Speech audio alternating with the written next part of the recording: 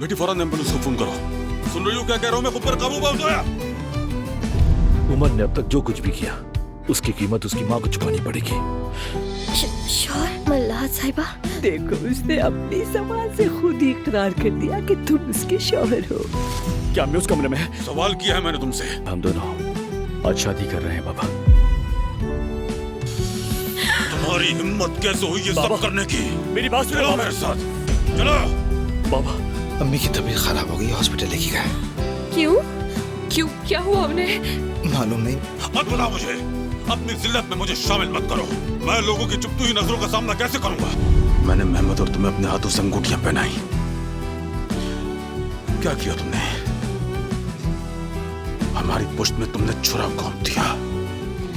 उस तो खानदान का बेटा अपने खानदान के लिए शर्म का बाइस नहीं बनाएगा।